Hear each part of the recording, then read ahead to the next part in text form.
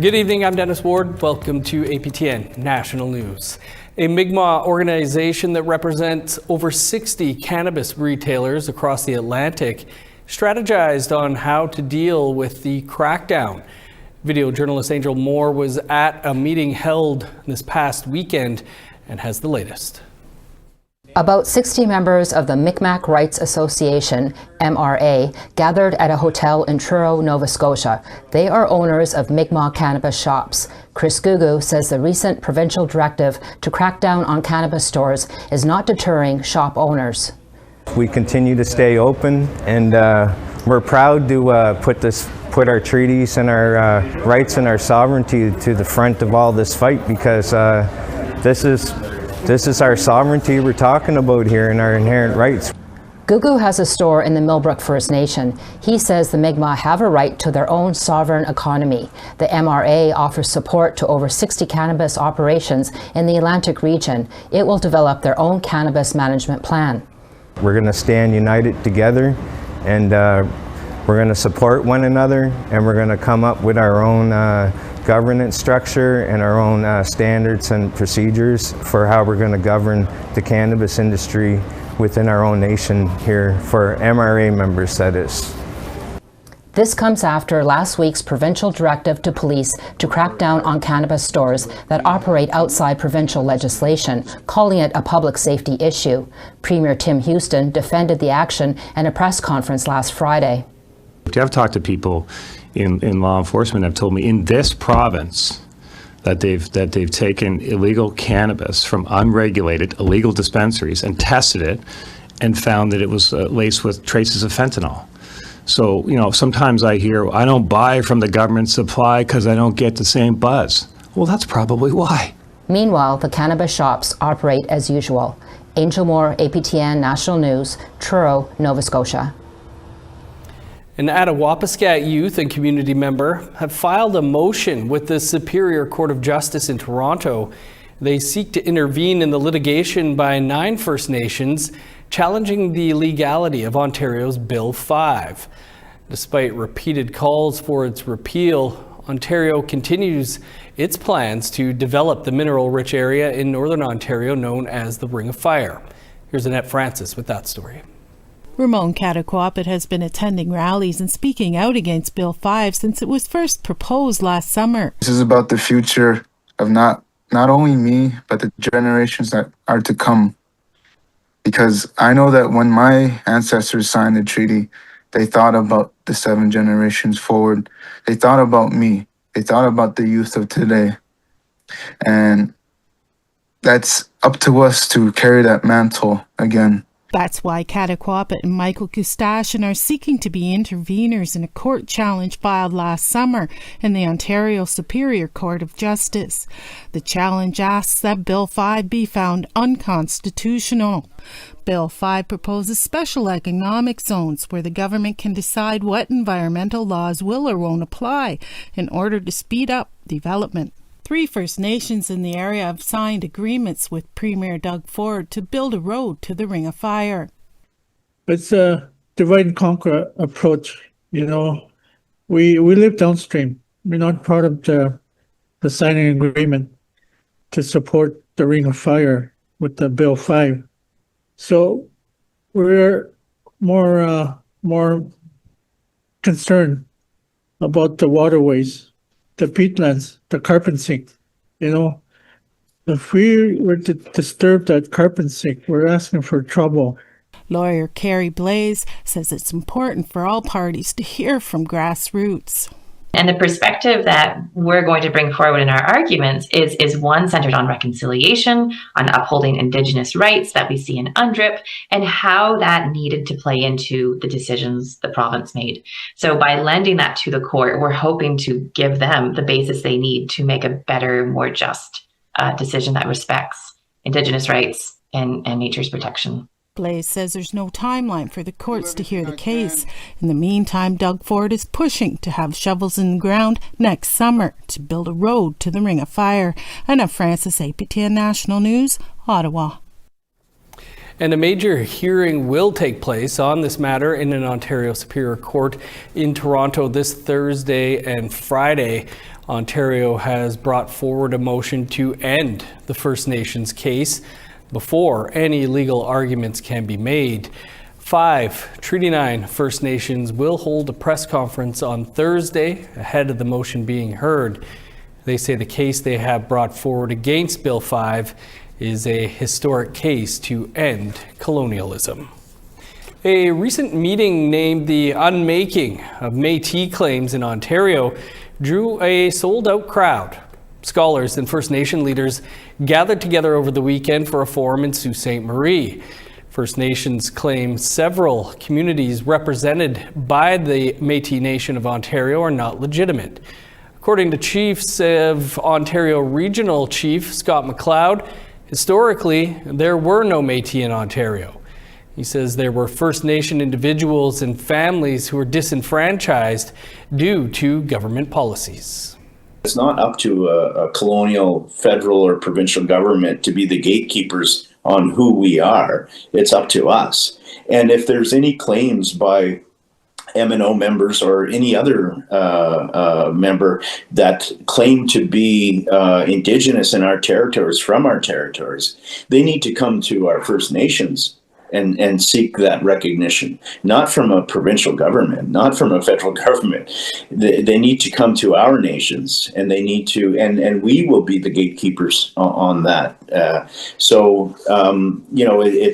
a lot of work ahead of us for sure. Regional Chief McLeod says there will be more meetings like this one planned on a national scale in the new year. A sexual assault lawsuit involving a former Manitoba and National Grand Chief has been dropped. In September, we reported Phil Fontaine was accused of sexually assaulting a child on a school trip in the 1970s. The lawsuit, brought forward by the alleged victim, listed Fontaine and the Saugeen Education Authority as co-defendants. However, a new filing by the plaintiff discontinued the legal action, but didn't state a reason for the move. Fontaine did not file a statement of defense, and none of the claims were tested in court. CTV News had reached out to the legal counsel for the involved parties for comment. An independent investigations unit has found no evidence that 2 Winnipeg police officers broke the law during the shooting death of a 24-year-old Inuit man, Jordan Charlie, in November of last year. Crackdown reports. According to the IIU, on November 24, 2024, 24-year-old Jordan Charlie was accused of shoplifting at the Walmart in the 3600 block of Portage Avenue. Police who were already at the Walmart followed Charlie to the nearby bus stop in the parking lot. When one officer attempted to arrest Charlie, the officer says Charlie punched him in the neck and then realized that he had instead been stabbed in the neck with a utility knife. Police say Charlie then pulled out a hatchet while still inside the bus stop. By then, 2 officers were commanding Charlie to drop both the knife and hatchet. However, Charlie instead walked towards the officers. The officers shot Charlie multiple times, where he died on scene. A package of fishing fillet knives and 2 sealed hatchets were found inside of Charlie's backpack. An autopsy found Charlie had methamphetamine in his bloodstream, which can cause confusion, anxiety, and hallucinations. Days before the shooting, Charlie was released from jail after serving a sentence for assaulting a hospital security guard with a knife. According to a Parole Board of Canada document, Charlie was from Nunavut, where he grew up in a community who suffered from intergenerational trauma from the residential and day school system. After Charlie's parents separated, Charlie grew up in multiple foster homes and youth jails in multiple communities that further disconnected him from his family and community. Charlie was also diagnosed with multiple learning disorders from his many years of trauma. The IIU closed by saying both officers were found in not committing a criminal offense in what's being called a tragic incident. Crackdown, APTN National News, Winnipeg. 2 social media videos are raising concerns after they allegedly showed a man being removed from a hospital into freezing temperatures. The Prince Albert Grand Council is now calling for answers. The videos circulated on social media over the weekend showing a man lying face down in the snow and being escorted through the Victoria Hospital parking lot in Prince Albert. The Prince Albert Grand Council released a statement reminding the public that patient safety must always be the top priority. Grand Chief Brian Hartlett called the videos deeply troubling and said the duty to help those seeking health care does not end when situations become difficult. The statement says Hartlett expects the Saskatchewan Health Authority, SHA, to assess whether security staff acted appropriately and if changes are needed. Senior PAGC officials will raise these concerns with SHA leadership later in the week. The Beardies and Okimasa Cree Nation, located about 80 kilometers northeast of Saskatoon, is postponing all of its Christmas gatherings this year after a flu outbreak put a number of people in the hospital and took the life of one local matriarch. Leadership made the announcement over the weekend. They said due to the rising cases of influenza, Chief and Council have made the difficult decision to postpone all community dinners, including on-reserve, urban and elder gatherings, until the new year when this current flu season subsides. Leadership and their hearts and prayers are with the family of the matriarch who died. They said the health and safety of community members remains a top priority, and they encourage all families to get their flu and COVID-19 vaccinations. Well, we're always looking for your feedback or story ideas. Here's how you can continue the conversation with us. If you have a story you'd like to share, you can send us an email to news@aptn.ca.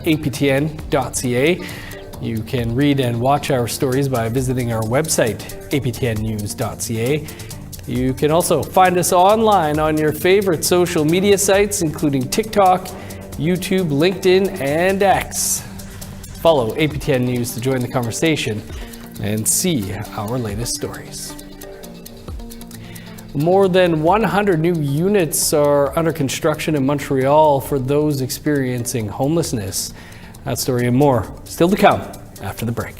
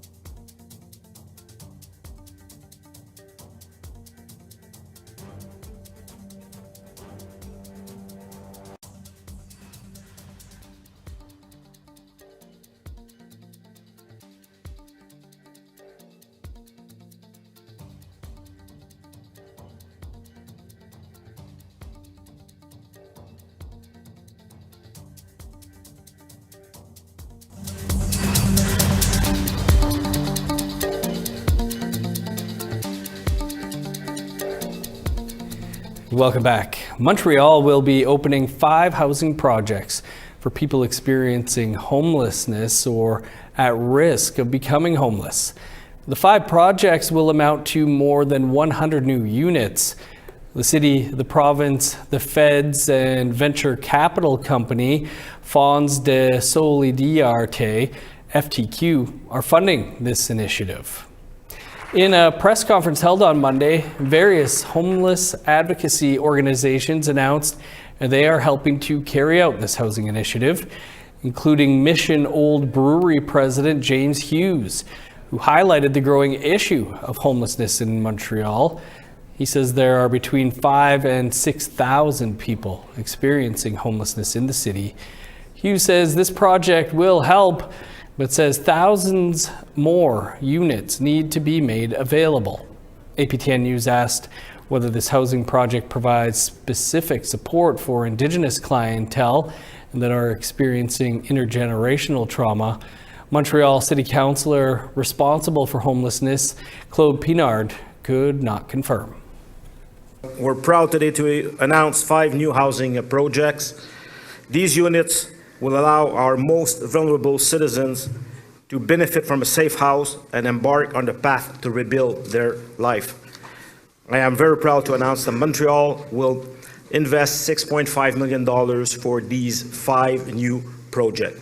I'm not sure we do have specific measures, but from my past work, if there's one population that needs the help is Indigenous people. The situations they live in Montreal is absolutely unacceptable, and we'll be working with the community organizations and the governments to remedy this. The units are already under construction, with some set to be open in the new year. There's a new building in downtown Edmonton dedicated to serving the homeless. This week, Boyle Street Community Services has moved into its new home at the King Thunderbird Centre. CTV's Jeremy Thompson has more. You know, when you look at this building now, there's hope. There's hope for our people.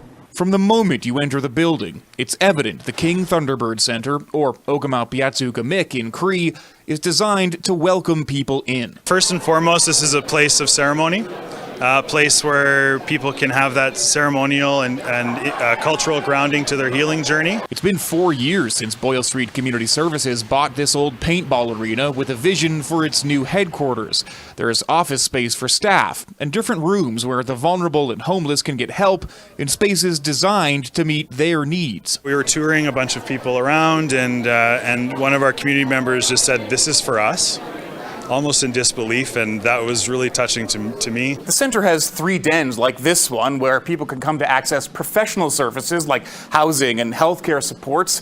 While they wait, they can also just relax, hang out with friends, do some laundry, maybe play a game or two. Moving from its old building by Rogers Place has been a bumpy road for Boyle Street. In late 2022, its development permit was revoked after nearby business and resident groups raised safety concerns, worried Boyle Street would be operating an overnight drop-in shelter and supervised consumption site. Neither of those services are offered here. What we saw reflected in this process was the way often the people that we serve are treated in community, and the way that they are wanted to, not to be around, to be pushed out. This whiteboard gives a glimpse of what's actually been on offer since mid-November during the center's soft launch: a housing workshop, learner's permit lessons, and Cree classes. Most people haven't even noticed that we're open, and we've had 2,000 visits in the last month. Now that the King Thunderbird is officially open, Boyle Street only expects to get busier. Jeremy Thompson, CTV News, Edmonton. We're continuing our 12 days of Christmas in Indigenous languages. We'll bring you that and a preview of tonight's face-to-face after the break.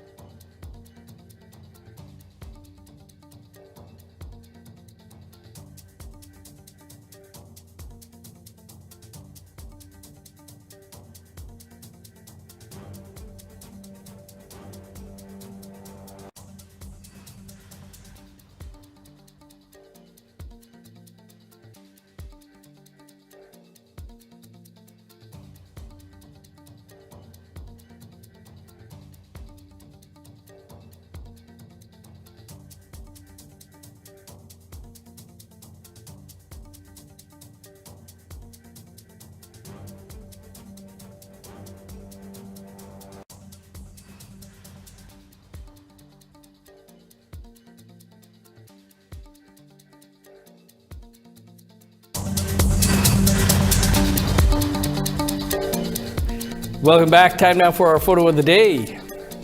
And Dieter Beardy happened upon a black wolf. This was sighted near the Jewel of the North, Waboden, Manitoba.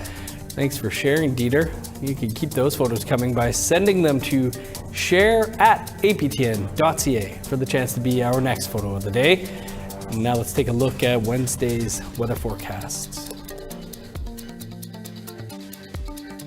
Starting on the East Coast, cloudy and 4 for Fredericton, 5 with cloud in Halifax, -9 in Kuujjuaq, 8 below for Nain, +2 in Montreal, 3 below in Chibougamau, 0 for Sault Ste. Marie, sunny and 1 above in North Bay, -2 with cloud in Thunder Bay, cloudy and 6 below in Sioux Lookout, -16 in God's Lake, 30 below for Churchill. -2 for Winnipeg, 4 below with sunny skies in Dauphin. -1 with snow in Regina, sunny and 5 below for Saskatoon. -20 for Meadow Lake, 29 below in Stony Rapids. In northern Alberta, sunny and -27 for High Level and Fort Chipewyan. -13 for Edmonton, 3 above with flurries in Lethbridge. 6 for Vancouver and Kamloops, 7 in Victoria. -9 for Prince George, sunny and 23 below for Dease Lake. -31 in Old Crow, 39 below for Dawson. -31 in Yellowknife, 32 below for Wrigley. -23 for Sax Harbor, 17 below for Paulatuck. -27 for Whale Cove, 33 below for Cambridge Bay. -27 for Resolute and Joe Haven.